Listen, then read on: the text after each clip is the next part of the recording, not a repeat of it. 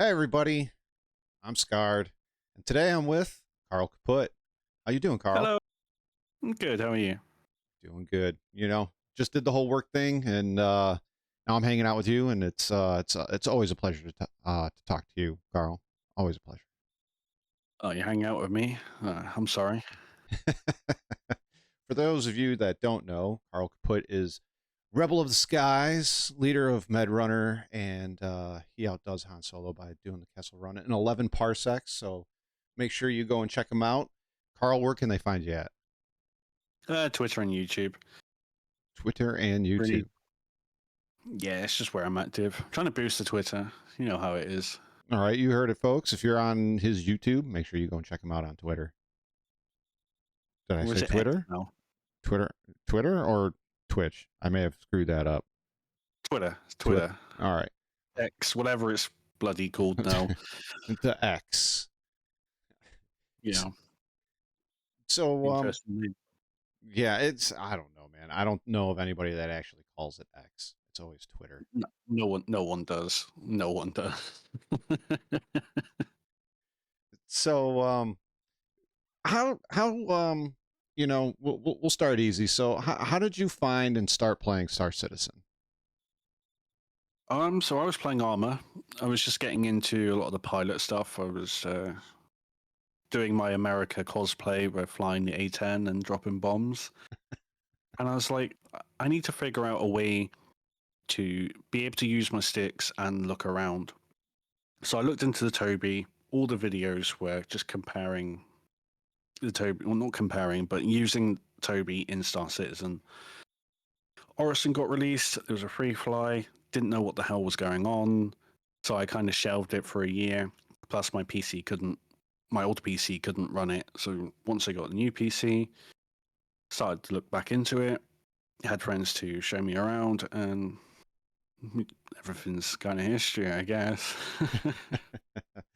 So, yeah, I mean, I didn't join back when Orison first came in, but when I first came in, I got really sucked into it really fast. There's a lot to like about the game when you first get in.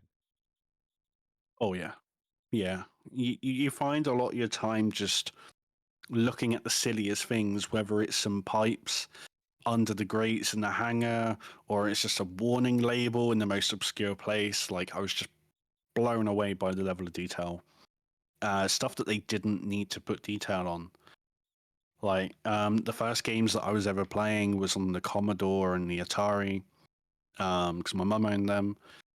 And then just like every time one of these new games comes out, I'm just kind of comparing it to that, and I'm like, holy crap, this is like there's leaps and bounds, even just in 20, 30 years.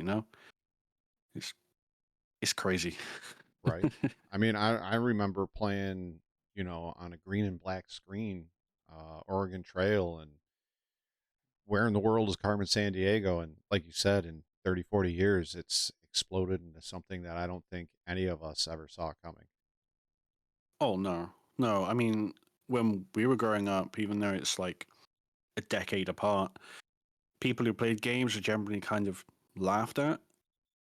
And now it's become this mainstream thing where the gaming industry is much bigger than the sports industry, if I remember correctly. And the movie industry I think it's catching up to that, or it's surpassed it or something. But for games being like the most, I guess, accessible form of entertainment as well, because you're buying a console, you can either put on payment plan or whatever. It's very easy to get into gaming these days. I think one of the things with gaming versus like movies is that you can buy, the console, which allows you access to a lot of games, and then you can buy a game, and yeah, it might cost 3 or 4 times the amount it costs to go to the movie, but how many hours of entertainment are you getting that versus one trip to the movie theater? And I think that's Oh, also where it comes in too. exactly. Like if you run by, I know a lot of gamers do this, probably, if not most of them, a dollar or pound or whatever your currency is per hour, Mhm. So if a game's like £30 and you get 30 hours out of it, it's money well spent. Yeah. So that's how I look at things these days. And Star Citizen, I just hope at this point, with the amount of money I've put into it, I've got more than fucking 2,000 hours. Like, So, how long have you been playing Star Citizen then? ooh. So it was not the last Invictus, the Invictus before. And So, I've just been putting in little bits of money here and there. And it's, quickly adds up, right? yeah. So a year then? Just under a year or over a Uh, year? actually been 2 years this Invictus now. Oh, okay. So you've been around for a little while then. A little while. Yeah, It's a little while. I've been around for about, yeah, it'll be 2 years coming in like a month or two. What month is it? May? That'll be 2 years next month. Oh, so you joined after Invictus? Yeah, shortly after, so when it was 316 point whatever it was right before it went to 317.0. That's when I joined. Right. You know what, I will say this. Three Anybody can laugh at me all they want. I think, at least in my Star Citizen experience, 317, the whole 317 branch was the most stable Star Citizen I've played yet. Um, yeah. Yeah, there are times where I miss 317 just because I don't know if it's, I guess, a little bit nostalgia because that's when I started playing the game. Maybe it's just that, we were looking at the game through like rose tinted glasses at the time, so we see it better than it probably was for like someone who's been around for 10 years. Yeah, probably, possibly. I remember less CTDs and 30Ks now, supposedly, Mm. and I haven't really dived into 3.23, but supposedly those 30Ks are a thing of the past, but I haven't really jumped in yet, so I don't know. So I've experienced a few of the server crash recoveries, and the times that I have, it's it's generally put me into a loop. Hmm. So I'll just be stuck in the server recovery stage just for however long until I give up and alt F4. Hmm. Hmm. Yeah. Work in progress, I guess. I don't know. Um, so are there other games than Star Citizen that you enjoy playing?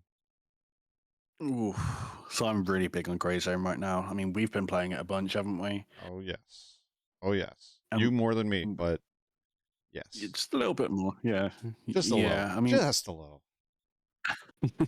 and we keep making like I guess the Star Citizen references are we're 30k in, or silly little things like that. Yeah. I mean, there's a lot of parallels between Gray Zone and Star Citizen, Star Citizen's pre-alpha. Is it pre-alpha still, or is it just alpha now? I'm not sure. I'll I have think to it's alpha. yeah, I'll have to watch the latest commercial to find out what they're calling it these days. It's on Uh, IGN. You can quickly go onto their channel. but and then Gray Zone is in early access. It's my opinion, and I think it worked out in their favor. They were only a week behind the whole Tarkov $250 PVE disaster that happened, and like I said, I really do think it worked out in their favor. Um, but there's a lot of parallels that could be made between Gray Zone and Star Citizen. I will say this though, I find Gray Zone far more interesting than Star Citizen right now. Yes, yeah, that's generally where my interest is right now. The problem is I'm in a part of the game where, as we experienced, people just spawn in right next to you if you're in like a sustained firefight, and it's like, oh, damn it. And it's just kind of like I need people to kind of watch my back and I watch theirs, just so we don't get clapped by some AI that spawned in like a meter away, which I'm sure it's all going to be fixed. Like it does seem like they're really listening to the community. They had out a hot fix within the first 24 hours, which is like, okay, I've got faith in this now. And we've had a couple since then, and I think they're just going to put off the rest to the big patch. Yeah, But yeah. yeah, we'll see what goes on with that. There's there's another content creator in the space that hates the word potential when it's put in front of or after video games, but I do see that there is quite a bit of potential, and I think if they do it right, it's going to be it's going to be one of those games that has a lot of longevity to it. Oh yeah. Um, yeah, I'm just thinking of the chopper issue, and I think that they could maybe not for full release, maybe afterwards, and then when they decide that they want to rework the game a little bit, Mhm. because these games always get those reworks. I mean, we saw it with Squad and Armor and all that. I do really want to see player-controlled helicopters. Yeah, or even, hey, if they don't allow us to do that, hey, all the helicopters are taken up. Well, you can take a Humvee to the location. It'll take Yes. longer, but you could take one. And then, just like with Star Citizen, here comes the theory crafting. You could have wandering patrols, light vehicles that come and attack you, et cetera, et Mhm. cetera. And Yeah. yeah, but Yeah.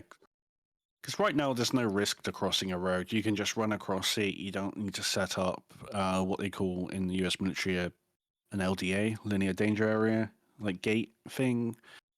There's no need to do that. You just have like one person watching down the road just in case, and then it's like, right, I'm going to move across the road now. yeah, So that would just add a lot more tactical gameplay, which would be very nice. yeah. I mean, there is tactical gameplay to it, but it's like you said, like you crossing over an open area to a POI really isn't a problem. Like there's no problem Mm. to it. You can just run straight across it, and then you get 100 or so meters away from the POI, and it's you got to be on alert. Now you got to pay attention to what's going on. Whereas that whole 1,000 meter dash you just made, nothing's gonna happen. Yeah, yeah. I mean, it's like with landing zones. Like you land in, and unless someone's aggroed the AI because this particular landing zone is right next to a POI, you can just run out and just have a look around. Mhm. I think it was Grumpy that just got blatted as soon as he came off the chopper, like when we were playing the other time, like the other Yeah, day or whatever. yeah. Yeah. Somebody aggroed before we got there, aggroed all the AI up the hill or whatever it was. And yeah, as soon as he jumped off, he just got smoked. Yeah, I mean that can be frustrating. I get it. I mean, what would be nice potentially is if they changed the helicopters from Little Bird to a Black Hawk, and you had like a door gunner that won't aggro onto the towns. It will just keep the landing zones a little bit safe. Yeah. Yep. Just for that, because Grumpy got killed and he was coming back, and then he got killed, so he lost all of his stuff, and at, or at least give us the ability to loot our friends. I think that's the If we're biggest if we're thing in a right squad, now. yeah, yeah. I think if we're in a squad with someone, we should be able to just loot their stuff, so we can just drop it on the floor, Mhm. which you can do in PvP. So I don't see why we couldn't in PvE. Right. Right. So, So mm, I got a good question for you. At uh, one point, I've heard you talk about it, and we've talked about it in private a few times. At one point, you used to stream a lot more. Um, how did I you get did. into that, and kind of why did you stop? Um, so it was lockdown. Uh, Didn't really have much to do. I just dropped out of university, and I was like, I need to do something to keep my brain active. Um, I kind of always had the mentality where if you don't use it, you lose it. So I was like, well, I don't want to be a brain dead idiot while I'm doing nothing else. I may as well. But I kind of burnt myself out while I was streaming. I was just streaming for far too long. Took it as a big learning experience, which is now why when I do stream, it's only for a few hours. mhm. Um, so what really kind of like added to that was obviously like I'm trying to grow and all this, trying to figure out ways. So I was watching like what every small creator or brand new creator does, and they watch all those guide videos like how to improve your stream and all that. A lot of that advice is just bollocks, by the way. Yeah. But one that really stuck out to me was move to YouTube. Your videos are going to be there like permanently until you delete them or it gets taken down. And then you can just filter stick people over. So I was like, all right, I'm going to focus on the YouTube. I might do a stream here and there. And then when I've got a bit of a following, I'll either filter them to the Twitch or I'll just stream on YouTube and see how that goes. Um, whereas now I'm a lot better off. I've tried streaming on Twitch, but I just don't get the viewers. Whereas if I do on YouTube, even if it's like impromptu, you know, no warning whatsoever, other than just pinging everyone in my Discord, I'll get a lot more views than I pretty much ever did on Twitch. Plus the payout threshold, not threshold, but the payout ratio or the split is a lot better on YouTube. So that's nice.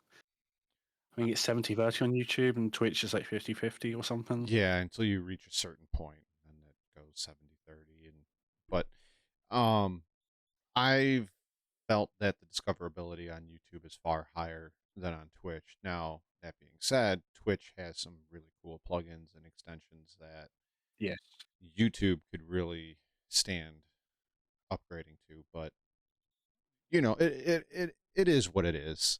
Um, but yeah, but honestly, though, when people think of Karl Kaput, they don't think of live streams; they think of videos. So Mm. that was you jumping into the whole video realm was kind of your way to try to just boost viewership and then push them over to your streams. It was that and learning new skills, like with the video editing and stuff, because I've been really lazy with my video editing. But it also depends what I'm doing. So if I'm doing a low-fi video, don't really need to do any editing to that.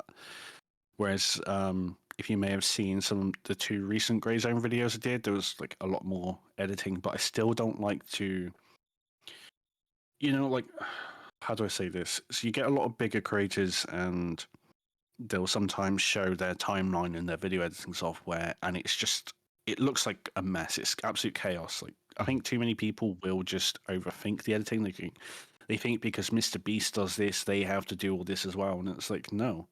You're probably better off as a small creator putting the minimal effort in just because it seems a bit more personable to other people and it may even make them think, oh well, I could do it. It doesn't seem that difficult. Whereas if you've got like Mr. Beast level editing who have got dedicated editors who have been doing it for years, they're getting paid for it, Mhm. they can afford to do that. Yeah. That's going to add on top of what they've already done. But some people just, again, they overthink it all, in my opinion. Um, I think it was Einstein that said it. But when he said when you're inventing something, it's not how much you can add to it, but how much you can take away from it. That makes it Yes. good. And Yeah. I think a lot of people, like you said, overthink it and they think they have to add a lot of stuff before they realize that, hey, sometimes good, clean, and simple is the way to go. Yeah. Yeah. Yeah. Absolutely. Um, Again, it goes into when you've got people wanting to add a different layer to what they've already been doing. Now, if you're, for example, Bucks, you've got that experience with the film industry, and that you're going to already be set in the stone.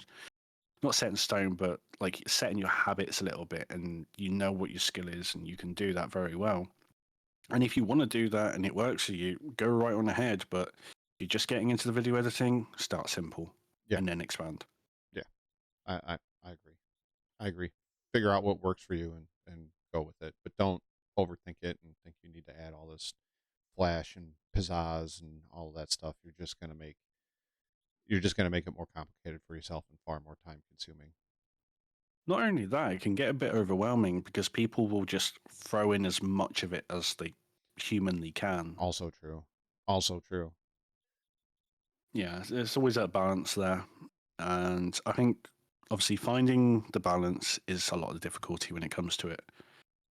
So For sure. yeah, just do your own thing. Just see what works for you, experiment, don't be afraid to take risks. Don't be afraid to fail. That's one of the biggest things. Um, if you're not afraid to fail, you're going to take those risks. And then if it doesn't work out, you ain't going to beat yourself up about it. Right. But Just if it does work, it's like, oh, I'll keep doing this. yeah, yeah. I think everything you said right there was really solid advice. So anybody that's thinking about streaming or is streaming or thinking about making videos for YouTube or whatever else there is out there, I think that was pretty good advice. I'm glad something makes sense every once in a while. So one more thing about like the whole about I do want to talk about the video that you put out last night. Well, it was last night for me, probably extreme early morning for you. But before we get into that, and even before the Star Citizen video that made you famous or infamous, whatever, however you want Mm. to call it, were you into low flying before you that video hit the Star Citizen community like a bomb? Oh, oh, oh, yeah. Um, I think it must have been a year or so Yeah, that I'd been low flying before that. okay. And I mean, the B roll, the footage, the low flying in that video, that was all my kind of reject footage. And then I got a lot more views on that video than I thought I would get, because I only thought I'd get like 20 or so. Because I only had, I think it was 191 subscribers at the time. The majority of those were around from when I was doing the Hell Let Loose squad armor videos. So like the change wasn't like it wasn't like the videos weren't getting the views at the time because I was refinding I guess works my audience. Okay. Um, so yeah, and then obviously that's blown up a little bit within the community, and it's like maybe I should put some of my better flying in these drama videos because these are getting a lot more views, you know, and it's actually worked out pretty well because I then shortly afterwards I put out some guides and they're still getting like a decent amount of views like every week or whatever. So yeah, definitely do the guides as well if you can. Yeah. Guides Guides are great. guides get a lot of views. I mean, the Oh yeah. depending on the game and the and what you're doing within the game, some of those guides can be a little complex, but even then, you don't have to put out the whole guide in one video. You can do a part 1, a part 2, a part 3, Yep. you know? Yep. So, Yeah. I mean, even with Star Citizen, I think a lot of the comments that I got on my first guide is, "Oh, there's no point doing this because the flight model is about to change." Even though this was like a year ago, and we're only just seeing master modes now. But it's like, well, then you've got an excuse to make another video later down the line. mm, You know, mhm. you know, focus more on establishing yourself as being, so to speak, an expert in what you're talking about, and then like if things change, you can just be like, "Oh, well, this is different now." You know. Right. Yeah, now you've just double dipped into content basically. Yeah. Yeah. Yeah. Cheat mode. Yeah, exactly. How did you get into low flying? Ooh, okay. So I just started playing Star Citizen, and you know what it's like. You start playing a new game, you look at the videos, and then YouTube's like, "You must watch this. You must watch that." You know. Yeah. So I started watching a load of the low fly videos, but it was all the 220 speed limiter slow fly stuff that I like to take a jab out. But in all honesty, some of what they do is pretty cool. Um, and it just wasn't doing it for me. And this one night, I was definitely not sober. I came across this channel that used to be called Nipper, but it's now called Low Fly Till I Die. And I'm like, Oh, I've heard of them. holy shit. Yeah, he's actually a very good friend of mine now. It's just a shame he's in a relationship now, so he hasn't been around much. But he's one of those people that I'd probably be lifelong friends with now. Like we would play games every single day and we would just, well, it was low flying most of the time. So I put in a lot of time into low flying, chasing him around. That was how I learned. I definitely recommend it rather than, well, I guess like if you want to just go straight into it, you can. But for me, chasing him around was kind of keeping me on. Oh, what's the word? It was like pushing myself, right? Yeah. So that helped for me because I like to learn in the more difficult. I like to get a little bit stressed. I don't like to be in my comfort zone because I learn faster that way. Right. You like to get pushed hard. Yeah, Yeah. yeah, yeah. I mean, I think it just goes into like my dad was in the army, and it's kind of how I was brought up, and because he joined in like 15 or so, I think. So he had very much had that mentality of like you can't just be being lazy all day. You have to do something. And I'm actually thankful for that now, especially when we're seeing a lot of. And we might get into this later, but the participation trophy mentality, Mm. it bugs me. Like you're It, teaching people just to do like the bare minimum, and they're still going to get rewarded. Like, yeah. I was brought up too that bare minimum doesn't cut it.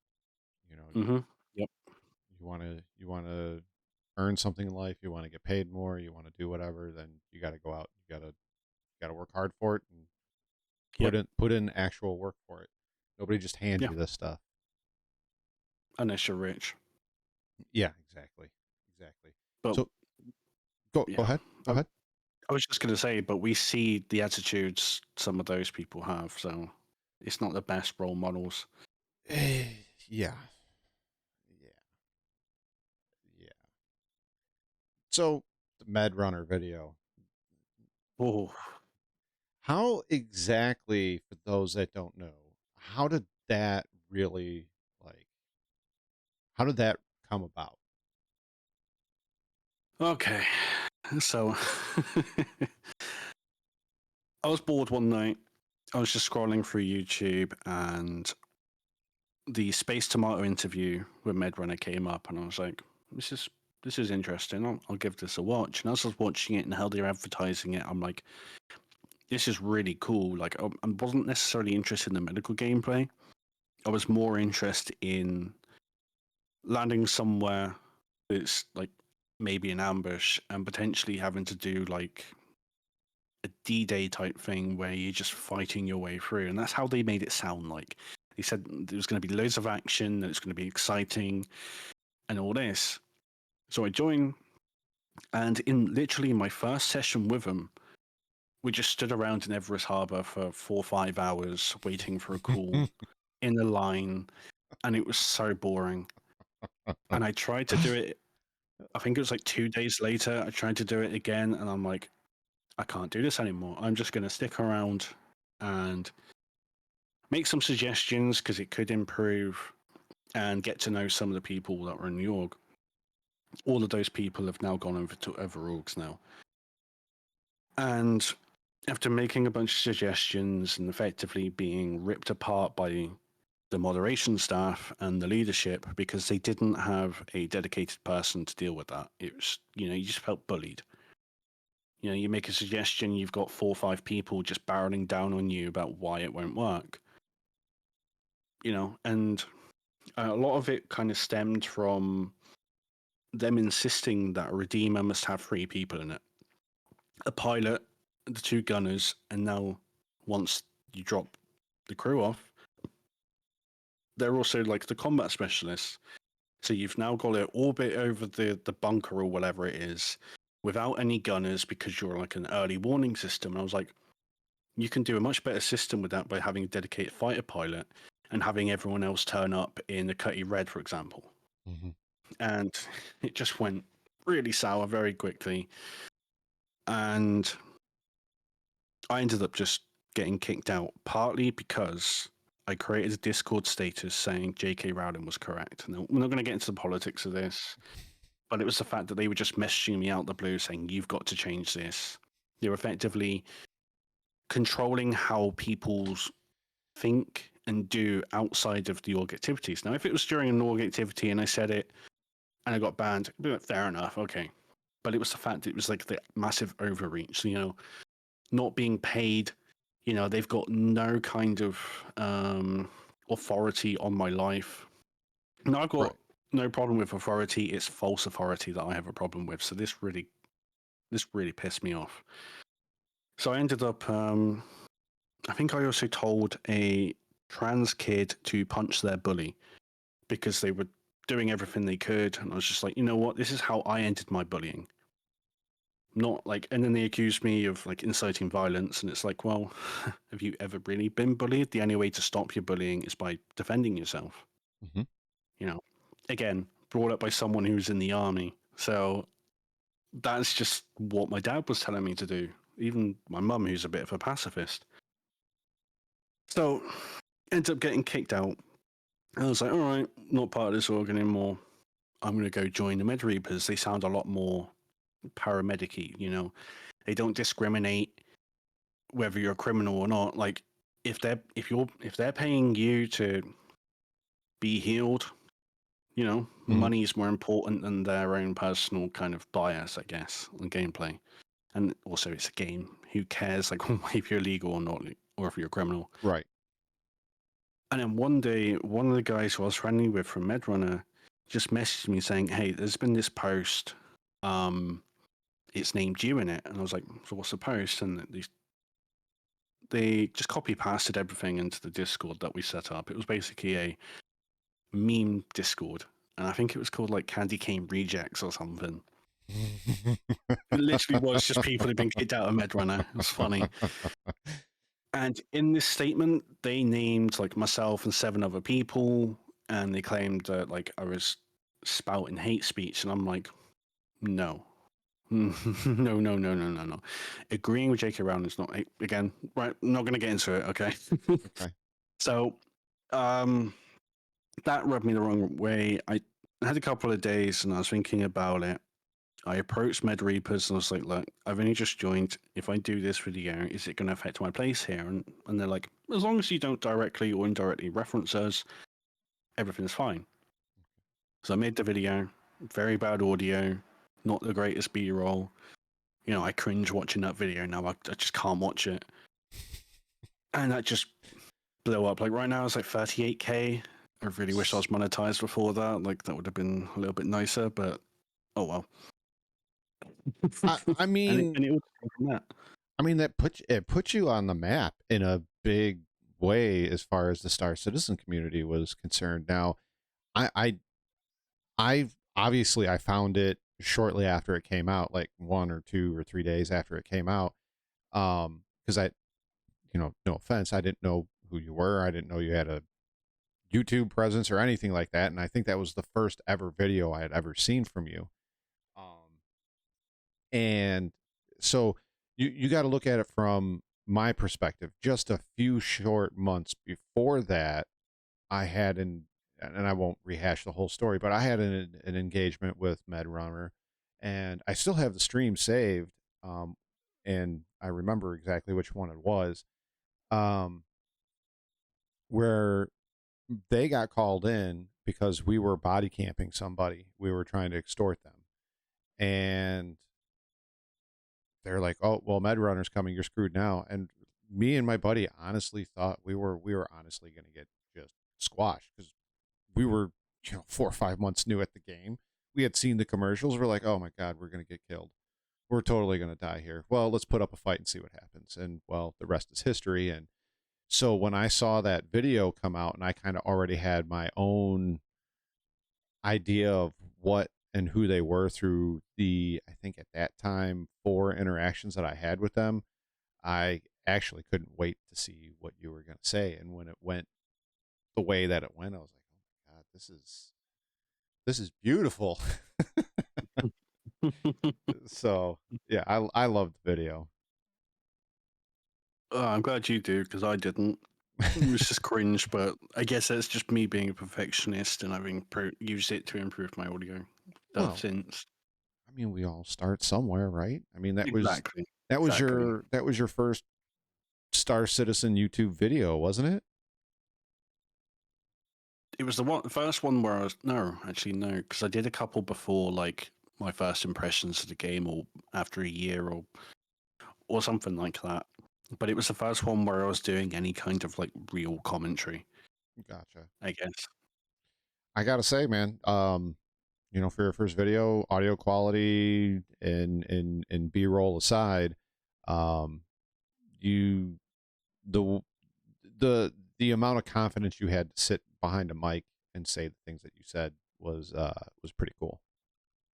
I was terrified. Honestly, I was so nervous. You can hear it in my voice as I'm recording, and I'm doing this, and I'm like, I'm going to get so much backlash for this, thinking that it was going to be the complete opposite of what it actually ended up being. I was gonna say you And got a lot of support from that video, if I'm not mistaken.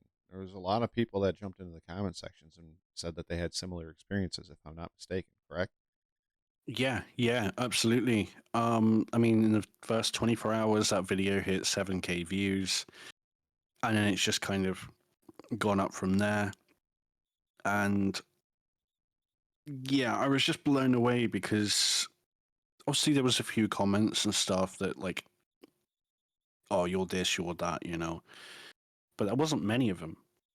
So when you had people reacting to the video and they're all saying like, oh, it's a bit weird how all these comments are kind of like agreeing with him, and I'm like, this is just what the comments were. Right. I Right. mean, a little bit of disclaimer. When I recognize a couple of the med runners in there, I'll just delete their comments because they were doing it to me. I got a little bit petty, but there was only like a handful of them compared to, I don't know, it's hundreds of comments on there now. Like, I can't remember. It's been a while since I've looked at the stats on it, but the the agreement for what I was saying vastly outnumbered any disagreement. So Honestly, so for me and the way I run my YouTube stuff, I will not delete comments. I will so I don't delete comments. All right. If I say something wrong and I posted it and I am sitting there like, a few hours later or even a couple of days later and I'm like, that was pretty shitty of me. I'll apologize or whatever. I've been accused of deleting comments. I've never done it. I have removed people from the comment section, and the yeah, only reason why I'll do that is if it gets to a certain degree of political things, obviously slurs and stuff like that. I don't have time for. But if you attack somebody in my comment section or you start attacking me, and there's no place for you there. Like I mean, I can stand constructive criticism. I can stand a little bit of I don't like who yeah. you are or whatever.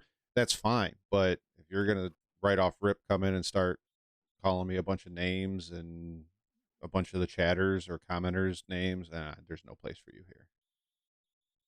See, I get that, but now I'm at the since the first since that first Midrunner video, I've just been like, you know what? I'm very big on my freedom of speech.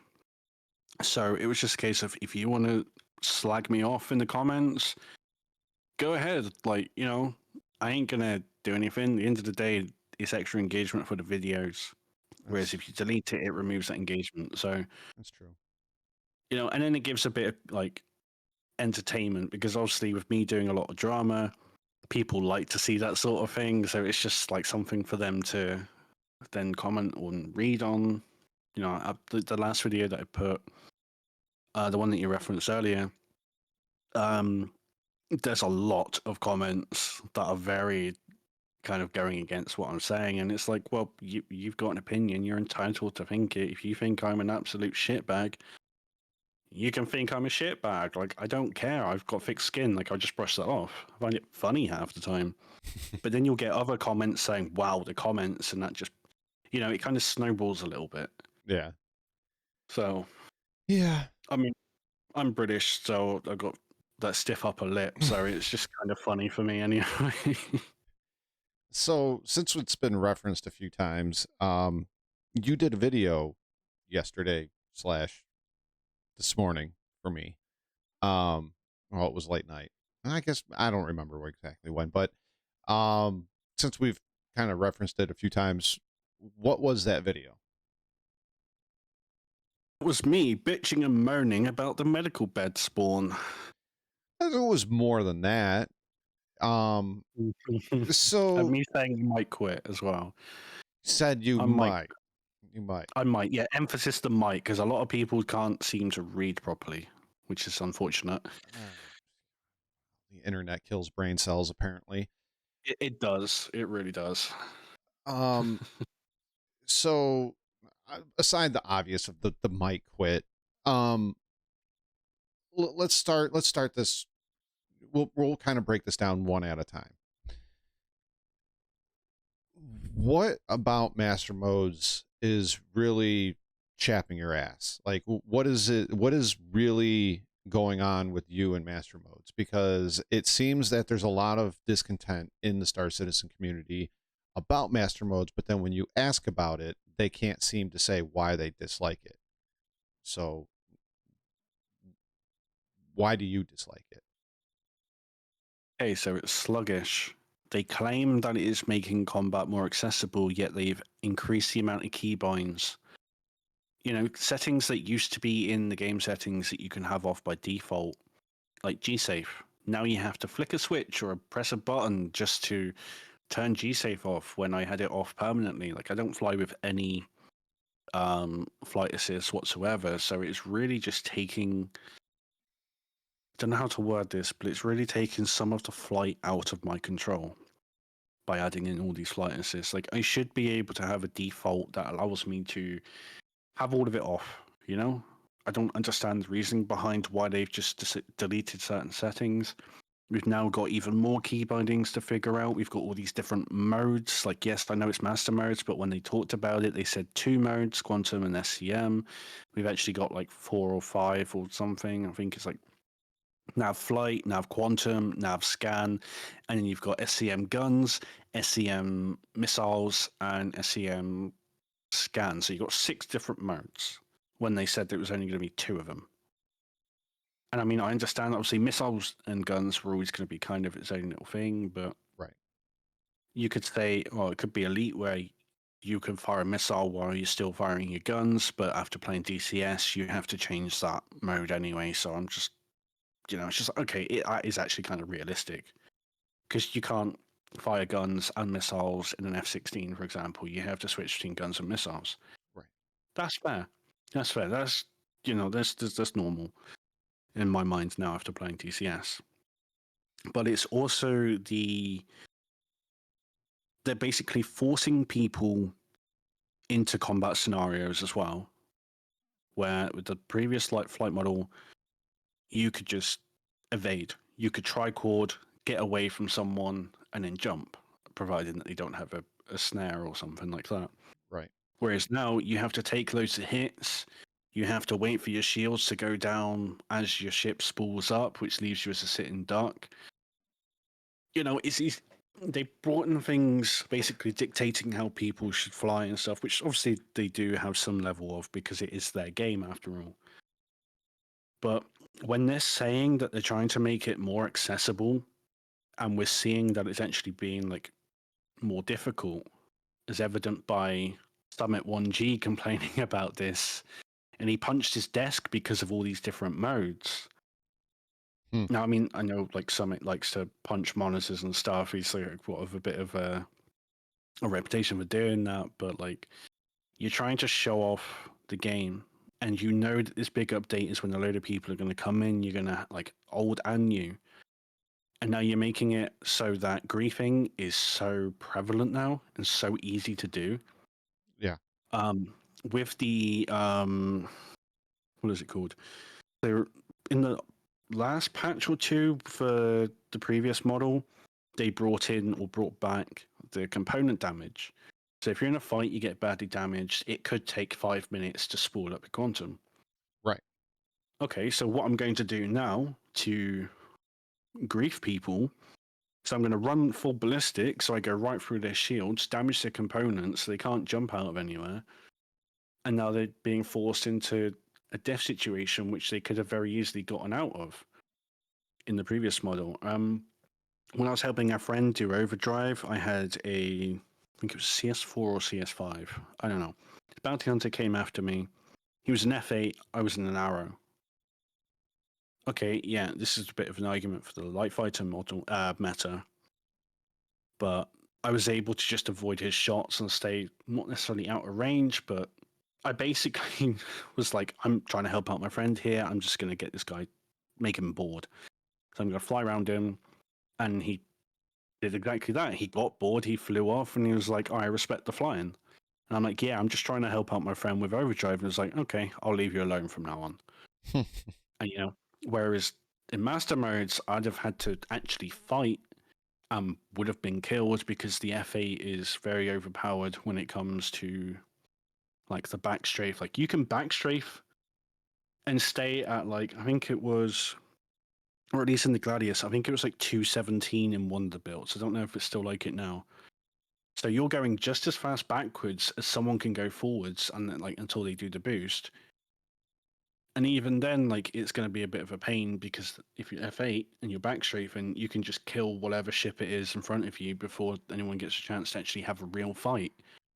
So You know, would you consider it now it's a DPS race? it's an aim race. If it's like Call of Duty, if you can start shooting at someone before them, you're going to be able to put a lot more rounds down range, which is obviously going to put you in advantage. So it really does give. Again, this helps out the griefing because an unsuspecting player is exactly that, unsuspecting. They haven't got a chance until like they realize they've been hit, which has got a bit of a delay because you've got to take like a good amount of damage or a set amount of damage before you get a warning that you're being shot at. And as we know, this game's broken. The audio's broken. So sometimes you don't even know you're being fired at until you've blown up. Yeah. Yeah. No, you're right. The audio, you're right. There's a lot of things in Star Citizen that's hit or miss. Sometimes the audio goes out. Sometimes desync. I could be shooting at you and you don't know you're being hit until the server catches up and now you've just ate a mag of 50 and you didn't even know it. Yep. There's a lot of issues, and you're right. Griefing is going to be on the rise. And another thing that you said stuck out to me, and it was the participation trophy thing. Now, Mm-hmm. I want to talk about a situation that I watched in another streamer. Pagan, it's not a shot at you. I'm sure you know that. But I was watching Pagan Linux Gaming play in the live, and he was in his F8, and he got into a situation where somebody attacked him. Pagan is not a PvPer. He is not even, and he's admitted it himself, he's mediocre at best against the AI. He had 3 fights that night. He won 2, and he made the other guy fly away limping. A guy who spends most of his time in a reclaimer, crunching up ships. A guy who spends a lot of his time in a mole, shooting at rocks. A guy that spends a lot of time in a vulture, scraping off hunks of metal. Hops into a pilot seat. Somebody tries to gank him, and he kills them quickly. And he even said it. He's like, "This feels good," but he goes, "This isn't right." Yeah, you don't feel like you've earned the kill, which was part of the reason why the last flight model, even though like every flight model is going to have its problems, but there's ways to mitigate that. But at least with the old flight model, if you wanted to get into a fight, you could very easily do that. If you wanted to get away from a fight, you could very easily do that. But if you wanted to become one of the 7%, because 7% of people in the game do PvP, but for sake of argument, we'll just say 1%, because, bit of a meme at this point now. If you wanted to be part of that, you can just reach out to a PvP org and they will happily teach you. Because PvP it's not about elitism or any of the other like arguments that get thrown out. It's about wanting to have as many people as possible to have good fights with. Yes, I agree 100%. I'm going to say something controversial here. The the Star Citizen community, to a point, is one of the better communities to a point. The problem is though is that a large majority of the players of Star Citizen are solo. They're care bears, and I mean that both in a good way and a bad way. And when you foul up what they want or what they're trying to do, it gets nasty very quickly.